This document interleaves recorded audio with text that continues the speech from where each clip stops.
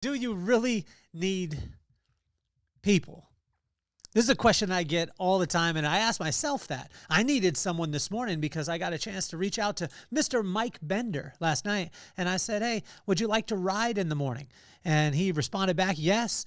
And I said 6, and he said yes. And then I said 6:30 because I wanted to sleep a little bit longer.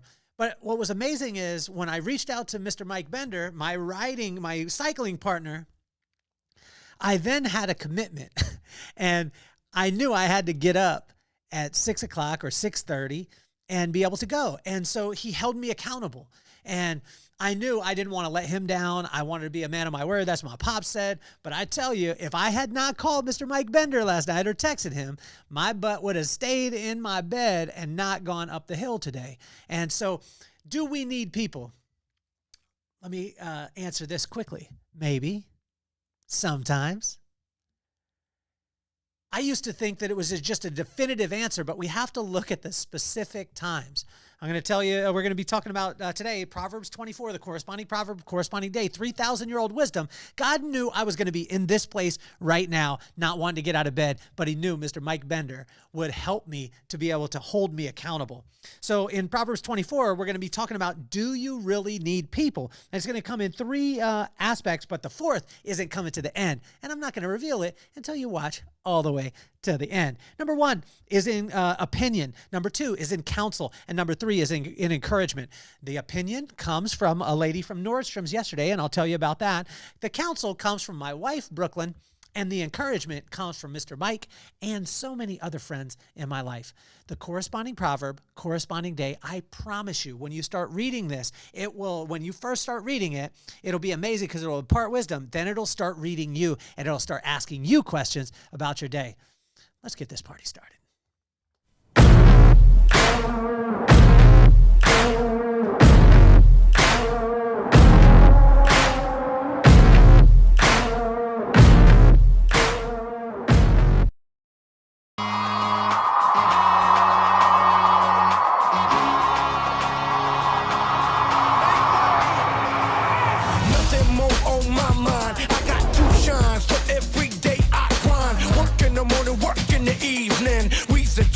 Cause we believin', it's for certain. We put the work in. We ain't stopped just because it's hurting. Right before your eyes, so it's coming to no surprise. The takeover is televised. Over and over and over again. Make no mistake, we continue to win. Defeat never known, cause I will not lose. They wanna mimic my moves, but can't walk in my shoes.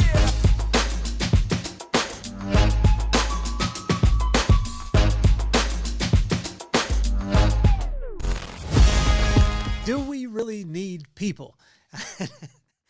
This question came to me.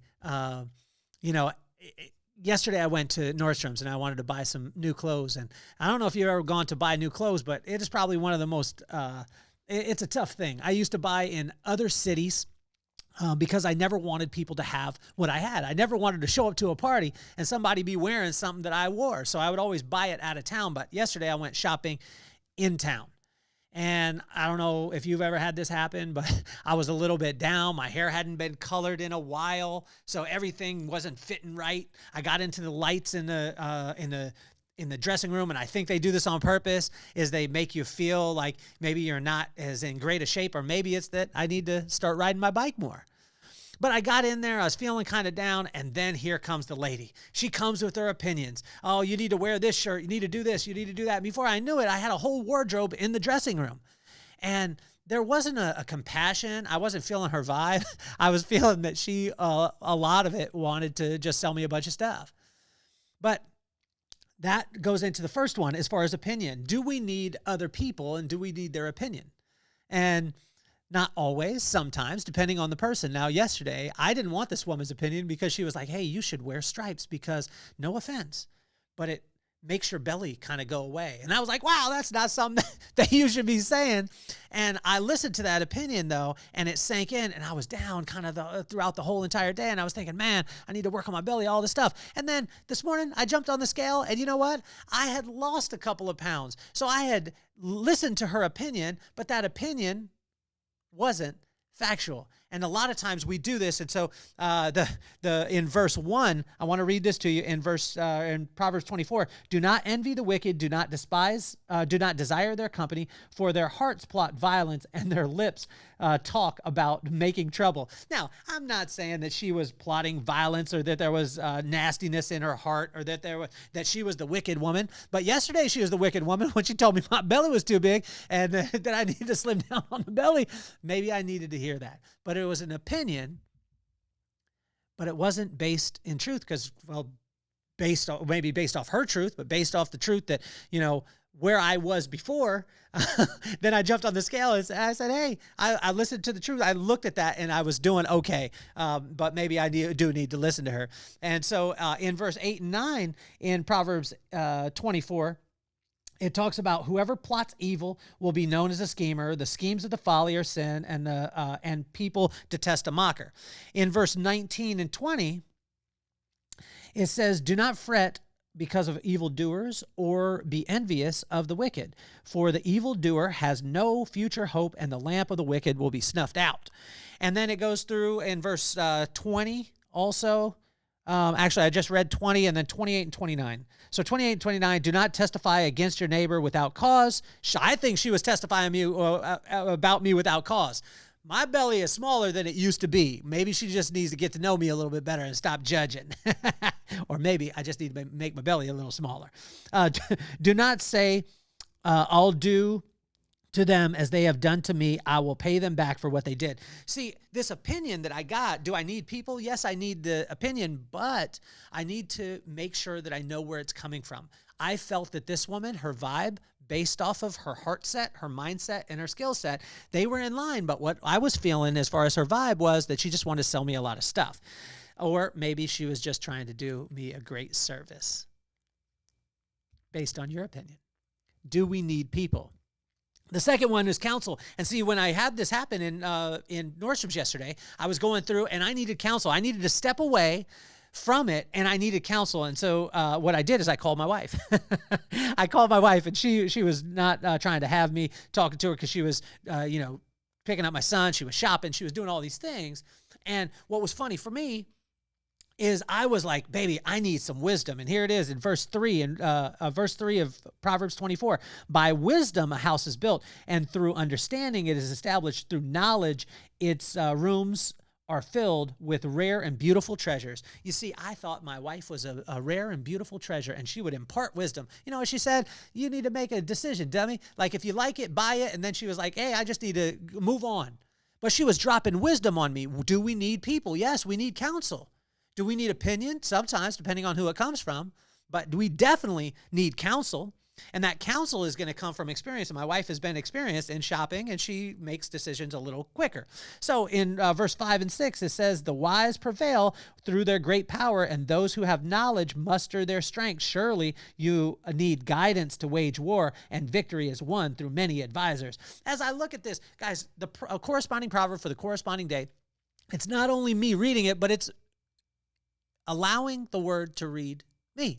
And allowing it to come into today, right now. And I had this experience in Nordstrom's yesterday. I was distraught. I drove there, and I was not having a great day. And when I'm not having a great day, I try on a suit, and I think, oh, man, this maybe doesn't fit well. Then the lady says something about my belly. And then I say, I don't like your opinion. So I call for counsel. And that counsel is wise because it was my wife. But she was direct, and she let me know. And so in verse, and I wrote down in this, in verse 7 also. So in verse 7, it says, wisdom is too high for fools. In the assembly at the gate, they must not open their mouths. Guys, check this out. If you want to seek wisdom, right, it says wisdom is too high for fools. Fools just don't go to God and don't respect God, because if you respected God or you feared God, then he would bring you the wisdom.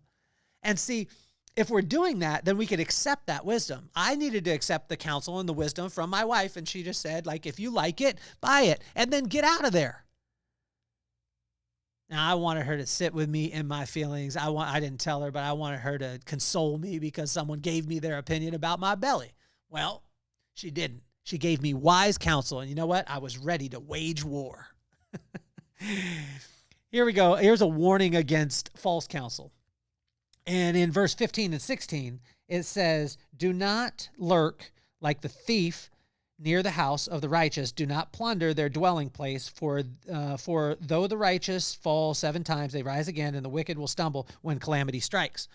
And in verse 17 and 18, it says, do not gloat when your enemy falls. When they stumble, do not let your heart rejoice, or the Lord will see and disapprove and turn his wrath away from them. You see, in this situation, I wanted to gloat once my wife told me the right things, and then I want to tell the story, make people laugh, and, tell you about the Nordstrom story. And the woman wasn't bad at Nordstrom. She was doing her job. She was doing her job. Now, I didn't like her opinion. Do I have to accept it all the time? No. But I accepted my wife's because it was counsel. It was someone who I absolutely trusted.